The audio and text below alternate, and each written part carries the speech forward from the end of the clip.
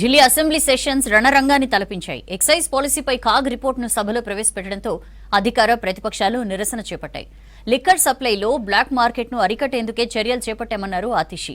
ఢిల్లీ అల్లర్ల కేసులో సజ్జన్ కుమార్ కు జీవిత ఖైదు పడింది. మహాకుంభమేళా పవిత్ర స్నానాల గురించి తాను ఎలాంటి కామెంట్ చేయలేదన్నారు బెంగాల్ సీఎం మమతా.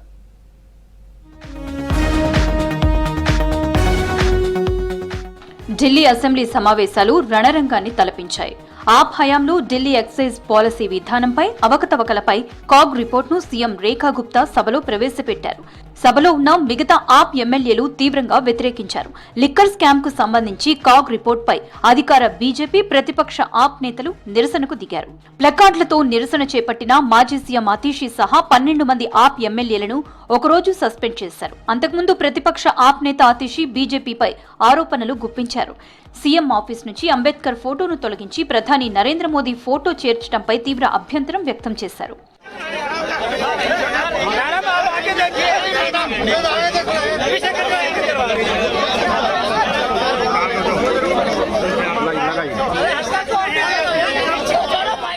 ఢిల్లీలో ఆమ్ ఆద్మీ పార్టీ హయాంలో తెచ్చిన లిక్కర్ పాలసీ పారదర్శకంగా ఉందన్నారు మాజీ సీఎం అతీషి. లిక్కర్ సప్లైలో బ్లాక్ మార్కెట్ ను అరికట్టేందుకు ఆప్ హయాంలో చర్యలు చేపట్టామన్నారు. కాగ్ రిపోర్టులో 28% కంటే ఎక్కువ అవినీతి కాంట్రాక్టర్ల ద్వారానే జరుగుతుందని తేలిందన్నారు. ఏ పార్టీకి లిక్కర్ కాంట్రాక్టులు ఉన్నాయో అందరికీ తెలుసన్నారు మాజీ సీఎం అతీషి. कि कितनी शराब बेची जा रही थी उसमें भ्रष्टाचार था, क्योंकि जो पैसा सरकार के पास आता था वो हर बॉटल के हिसाब से आता था। तो जो, और ये सब जानते हैं कि जो शराब बेचने वाले थे वो किस पार्टी से जुड़े हुए थे, किस पार्टी के लोग थे जिन्हें शराब के ठेके मिले हुए थे, किस पार्टी के लोग थे जिनको शराब बनाने के ठेके मिले हुए थे। దేశ రాజధాని ఢిల్లీలో జరిగిన సిక్కు వ్యతిరేక అల్లర్ల కేసులో కాంగ్రెస్ మాజీ ఎంపీ సజ్జన్ కుమార్ కు రౌస్ అవెన్యూ కోర్టు జీవిత ఖైదు విధించింది. 1984లో అల్లర్ల టైంలో సరస్వతి విహార్ ప్రాంతంలో జశ్వంత్ సింగ్, ఆయన కుమారుడు తరుణ్ దీప్ సింగ్ మర్డర్ కేసులో సజ్జన్ కుమార్ ను ఇదివరకే దోషిగా తేల్చిన ప్రత్యేక న్యాయస్థానం ఇవాళ శిక్ష ఖరారు చేసింది. సిక్కు అల్లర్లకు సంబంధించిన మరో కేసులో ఇప్పటికే సజ్జన్ తీహార్ జైల్లో జీవిత ఖైదు అనుభవిస్తున్నాడు. 2 కేసుల్లో సజ్జన్ కుమార్ కు స్పెషల్ కోర్టు జీవిత ఖైదు విధించినట్లు న్యాయవాది హెచ్ఎస్ పుల్కా చెప్పారు. మరోవైపు సజ్జన్ కుమార్ కు మరణ శిక్ష కోసం హైకోర్టుకి అప్పీల్ కు వెళ్లాలా వద్దా అని తర్వాత నిర్ణయిస్తామన్నారు ఢిల్లీ మంత్రి మజిందర్ సింగ్ సిర్సా. देखिए, हमें इस बात का अफसोस है और अफसोस रहेगा कि सज्जन कुमार जैसा दरिंदा, जिसने 1984 इंदिरा गांधी के डेथ के बाद जैसे आतंक मचाया था दिल्ली की सड़कों पर, अलग अलग सेक्शन के तहत अलग अलग और जो सजाएं उसको हुई है वो भी उसमें ऐड होगी।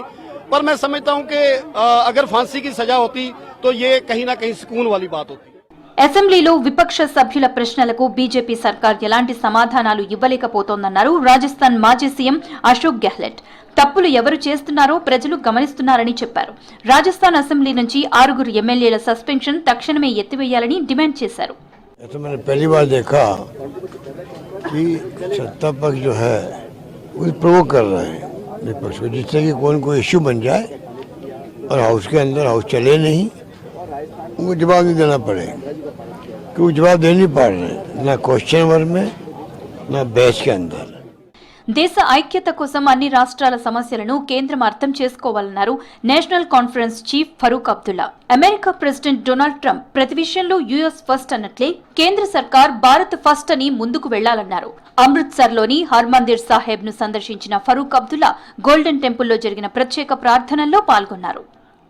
हिंदू हो, मुसलमान हो, सिख हो, ईसाई हो, बौद्ध हो, जैन हो, तो भी और वो भी जिनका कोई धर्म नहीं है, ये जो आग लगी है ये एक सियासी आग लगी है, वोट जीतने, और मैं अफसोस करता हूँ कि ये होना नहीं चाहिए. మహా కుంభమేళాలో పవిత్ర స్నానాల గురించి తాను ఎలాంటి కామెంట్ చేయలేదన్నారు బెంగాల్ సీఎం మమతా బెనర్జీ. మహా కుంభమేళాలో వ్యవస్థ గురించే మాట్లాడినట్టు చెప్పారు. ప్రణాళిక లేకపోవడంతో ప్రజలకు ఇబ్బందులు ఎదురవుతాయన్నారు. కుంభమేళా తొక్కిసలాటలో మరణించిన కుటుంబాలకు పరిహారం ఇవ్వాలని యూపీ సర్కార్ను రిక్వెస్ట్ చేస్తున్నట్లు చెప్పారు మమతా బెనర్జీ.